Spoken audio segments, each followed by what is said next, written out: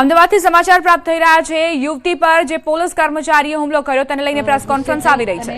પોલીસે જોડે ગંદી ગાળો બોલતા હતા બેન, અને એ બાબતે પોલીસે પણ ઉશ્કેરાઈ જઈને પોતે હાથ ઉગામે હતો એવો વિડીયો વાયરલ થયો છે।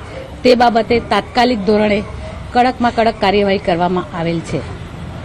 શું કાર્યવાહી કરવામાં આવે છે? કોની વિરુદ્ધમાં શું પગલાં લેવામાં આવે છે? જે હેડ કોન્સ્ટેબલ છે તેઓને હાલ તાત્કાલિક ધોરણે ફરજ મોકૂફ હેઠળ મૂકવામાં આવેલ છે। સાહેબ, એમનું નામ શું હતું? કેટલા વર્ષથી એન ડિવિઝનમાં ફરજ બજાવતા હતા? એમનું નામ જયંતિભાઈ છે। આખો બનાવ શું બન્યો તો મહિલાને જે રોકવામાં આવી હતી, ખરેખર મહિલાનો વાંક હતો? ત્યાં પોલીસે અમને રોક્યા હતા કે પછી પોલીસ કર્મચારીએ તેમની સાથે ગેરવર્તણૂક કરી હતી? મામલો શું બન્યો હતો? શરૂઆતમાં જ્યારે ટ્રાફિક સિગ્નલ તોડીને જતા ગયેલા બહેન, તે બાબતે પોલીસે તેઓને રોકતા મહિલાએ તેઓ સામે ઉશ્કેરાઈ ગયેલ હતા। આખી બોલાચાલી કયા કારણોસર થઈ હતી? બોલાચાલી આઈ કાર્ડ નીચે ફેંકી દઉં એ બાબતે પછી વધારે બોલાચાલી એ બાબતે થયેલ હતી। જે યુવતી છે તેનું કહેવું છે કે આઈ કાર્ડ જ્યારે તેમને પરત આપતી વખતે હાથમાંથી નીચે પડી ગયું હતું, ફેંક્યું ન હતું। તે અંગે અન્ય કોઈ વિડીયોમાં અથવા તો જે બોડી ઓન કેમેરામાં વિડીયો તપાસ્યા બાદ કઈ હકીકત સામે આવી છે કે હકીકત શું છે? આ બાબતે એમનું કહેવું એવું છે કે એ લોકોએ કાર્ડ ફેંકી દેવામાં આવે છે, આગળની વધુ તપાસ ચાલુ છે। યુવતી વિરુદ્ધમાં ટ્રાફિક કોન્સ્ટેબલ દ્વારા કોઈ ફરિયાદ દાખલ કરવામાં આવી છે કે આ બાબતે તેઓ વિરુદ્ધ ટ્રાફિકમાં અડચણરૂપનો ગુનો પણ દાખલ કરવામાં આવ્યો છે। મહિલા અગાઉ કોઈ પોલીસ કર્મચારી આ સાથે આવું કરી ચૂકી હોય તેવું કંઈ ખરું? કારણ કે પોલીસ વિભાગમાં એવો ગણગણાટ છે કે આ મહિલાની આવી ટેવ છે, અગાઉ પણ ઘણા પોલીસ કર્મચારીઓ સાથે આ રીતે માથાકૂટ કરેલી છે એવું અમારા જાણમાં આવેલ છે, પરંતુ એની પણ તપાસ ચાલુ છે અત્યારે।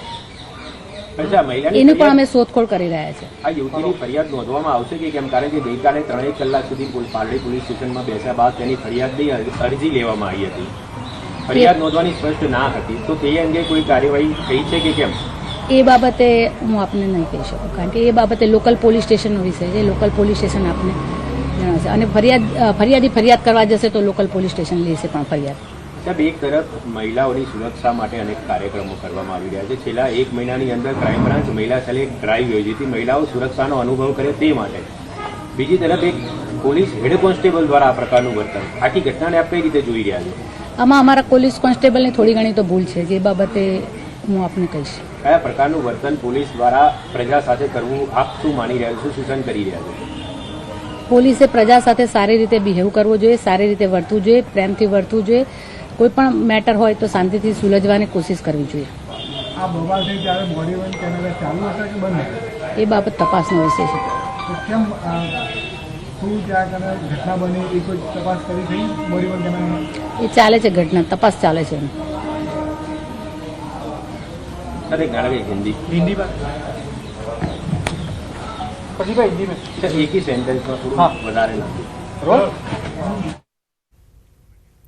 ડીસીપી ભાવના પટેલને સાંભળી રહ્યા હતા તમે। તેમનું કહેવું છે કે પોલીસ કોન્સ્ટેબલની બી થોડી ઘણી ભૂલ તો છે જ, આવું વર્તન યોગ્ય નથી। પોલીસે પ્રજાની સાથે ચાલીને અને સુમેળભર્યું વર્તન કરવું જોઈએ।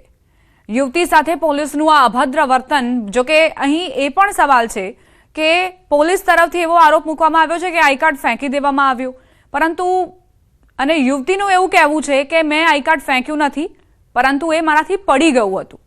સવાલ એ કે આખરે પોલીસે આ પ્રકારનું જે વર્તન કર્યું છે, તો શું સામાન્ય લોકો સાથે પોલીસ આવી રીતે જ વર્તે છે કે પછી આ યુવતીના ગેરવર્તનના કારણે પોલીસે આ પ્રકારનું વર્તન કરવાનું મજબૂર થવું પડ્યું?